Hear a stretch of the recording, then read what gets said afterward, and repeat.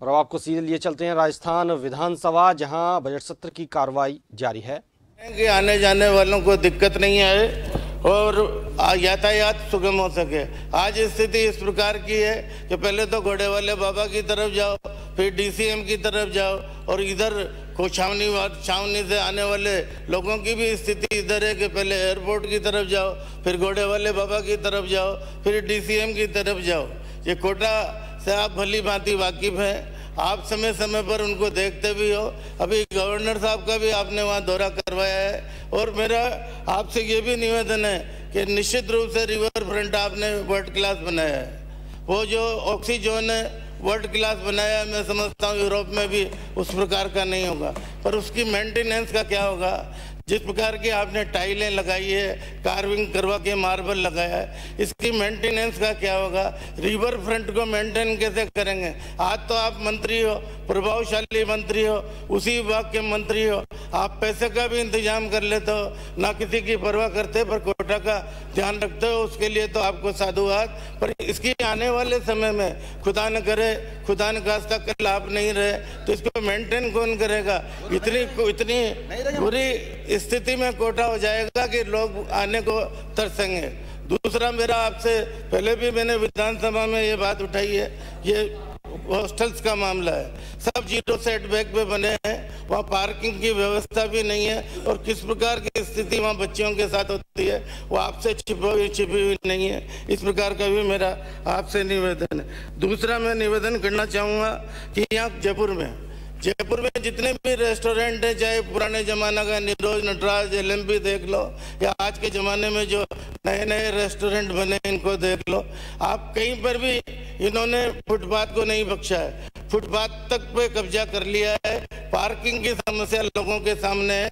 कोई रेस्टोरेंट में जाता है तो उठकर 3 बार उसको बाहर निकलकर अपनी गाड़ी को इधर से उधर लगाना पड़ता है। इस प्रकार की स्थिति है। ये मैं समझता हूँ आपके लिए भी कठोर निर्णय होगा कि कई रेस्टोरेंट वाले आपके मिलने वाले भी होंगे, जानकार भी होंगे, पर इस सख्ती से जिस प्रकार से ड्राइव चलाकर ये फुटपाथ खाली करवा देंगे तो निश्चित रूप से उसका जयपुर के लोगों को बहुत बहुत फायदा मिलेगा। इतना ही मैं आपके ध्यान में लाना चाहता था। दूसरा, सीएम रेजिडेंस और राजभवन आप आते जाते रहते हैं, आज नहीं बरसों से आते जाते रहते हैं। उसके 1 किलोमीटर के रेडियस में होटल की परमिशन डीएलपी देता है या ये जेडीए देता है, अपना रेस्टोरेंट की परमिशन देता है, उसकी चेकिंग के पावर भी है। अगर कोई कमर्शियल एक्टिविटीज करता है तो उसको भी रोकने की कार्रवाई डीएलपी के द्वारा या यूडीएच के द्वारा, अर्बन डेवलपमेंट के द्वारा की जाती है। पर मैं आपको पूछना चाहूंगा कि हवा सड़क से चीफ मिनिस्टर वाली रोड, जिसमें चीफ मिनिस्टर का निवास है, जिस पर राजभवन का निवास है, वो कैसे कमर्शियल होती जा रही है। उस पर निश्चित रूप से रोक लगना चाहिए, नहीं तो ये धीरे धीरे नासूर, अभी तो ये रोक पैदा हुआ है, धीरे धीरे नासूर बन जाएगा।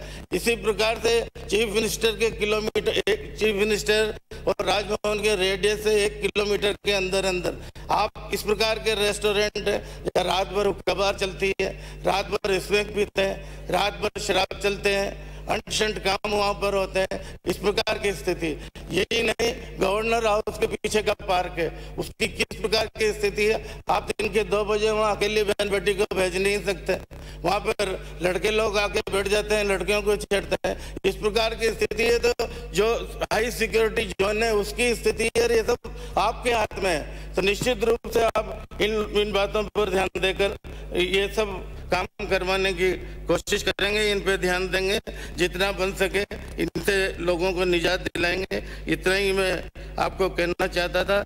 अब मैं फॉरेस्ट के ऊपर निवेदन करना चाहूँगा कि मानव फॉरेस्ट पर निवेदन करना चाहूँगा कि मांग संख्या 45 पर मानव जीवन में झीलों, नदियों, वन, पर्यावरण इत्यादि की अहम भूमिका है, लेकिन देश की बढ़ती जनसंख्या व वनों की अंधाधुंध कटाई होने के कारण पर्यावरण पर खतरा मंडराने लगा। थोड़ा मैं पढ़ के बोलूंगा साहब, आपने टाइम कम दिया है मुझे, इसलिए।